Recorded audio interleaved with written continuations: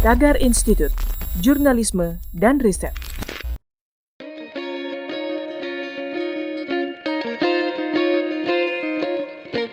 Halo Tagarians, para penonton Tagar TV dan juga pembaca Tagar ID, apa kabarnya? Senang sekali saya Kori Olivia bisa kembali menemani Anda di Tagar TV. Hari ini saya ingin membacakan ulasan pilihan redaktur Tagar tentang sejarah Provinsi Sulawesi Selatan.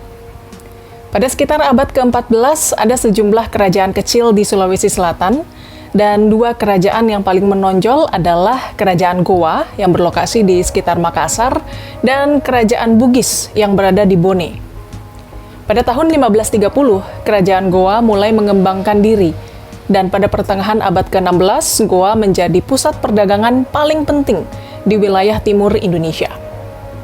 Pada tahun 1605, Raja Goa memeluk agama Islam, dan kemudian menjadikan Goa sebagai kerajaan Islam. Sekitar tahun 1608 sampai 1611, Kerajaan Goa menyerang dan menaklukkan Kerajaan Bone, sehingga Islam dapat tersebar ke seluruh wilayah Makassar dan Bugis. Perusahaan dagang Belanda atau VOC datang ke wilayah itu pada abad ke-15 dan melihat Kerajaan Goa sebagai hambatan baginya menguasai perdagangan rempah-rempah. Untuk mengatasi hal itu, VOC bersekutu dengan Pangeran Bugis Arung Palaka yang diasingkan setelah Bugis jatuh ke tangan Goa. Belanda pun memulangkan Palaka ke Bone, sekaligus memanaskan perlawanan masyarakat Bone dan Sopeng untuk menghancurkan kekuasaan Goa. Setelah setahun berperang, akhirnya Kerajaan Goa berhasil dikalahkan. Raja Goa, Sultan Hasanuddin, dipaksa menandatangani perjanjian Bungaya yang mengurangi kekuasaan Goa, dan kemudian Bone di bawah Arung Palaka menjadi penguasa di Sulawesi Selatan. Tidak berhenti sampai di situ, karena selanjutnya adalah babak persaingan antara Kerajaan Bone dengan pemimpin Bugis lainnya, seperti Ratu Bone yang sempat muncul memimpin pemberontakan melawan Belanda, yang saat itu sibuk menghadapi Perang Napoleon di daratan Eropa. Namun setelah usainya Perang Napoleon, Belanda kembali ke Sulawesi Selatan dan membasmi pemberontakan Ratu Bone.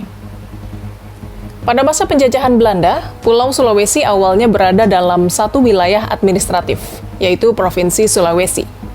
Kemudian Belanda membentuk pemerintahan kolonial di wilayah Pulau Sulawesi di bawah kendali Gubernur Sulawesi, dengan C.A. Krusen sebagai gubernur pertama pada tahun 1904.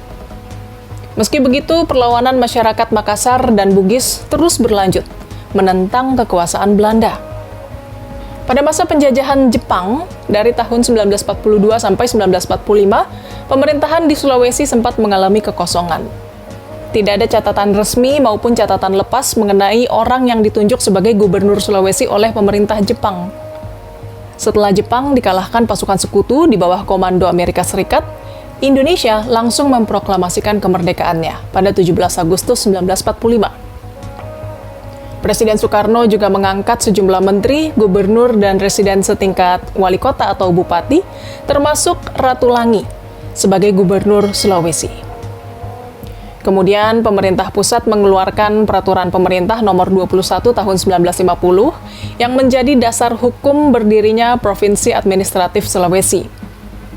Bentuk sistem pemerintahan provinsi ini merupakan rintisan bagi perkembangan selanjutnya hingga dapat melampaui masa ketika Sulawesi berada dalam negara Indonesia Timur dan kemudian menjadi negara bagian dari Negara Federasi Republik Indonesia Serikat atau RIS. Saat RIS dibubarkan dan kembali kepada Negara Kesatuan Republik Indonesia, status Sulawesi dipertegas kembali menjadi provinsi. Status itu kemudian berlanjut terus sampai tahun 1960. Lalu pemerintah mengesahkan terbentuknya Provinsi Sulawesi Selatan dan Tenggara melalui Undang-Undang Nomor 47 Tahun 1960. 4 tahun kemudian, pemisahan wilayah Sulawesi Selatan dan Tenggara ditetapkan dalam Undang-Undang Nomor 13 Tahun 1964, dan Sulawesi Selatan resmi menjadi daerah otonom. Pada 2004, pemerintah kembali memekarkan Provinsi Sulawesi Selatan menjadi dua wilayah, dengan menyetujui pembentukan Provinsi Sulawesi Barat. Sulawesi Selatan memiliki cukup banyak objek wisata, seperti Pantai Losari di Makassar, wisata budaya di Kabupaten Tanah Toraja, wisata bahari di Tanjung Bira, jelajah dataran tinggi Malino, hingga akuarium alami di Pulau Samalona. Tagarians, demikian ulasan pilihan redaktur Tagar hari ini tentang sejarah Provinsi Sulawesi Selatan. Subscribe YouTube channel Tagar TV dan klik loncengnya juga untuk mengikuti video menarik membahas topik terhangat hanya untuk Anda.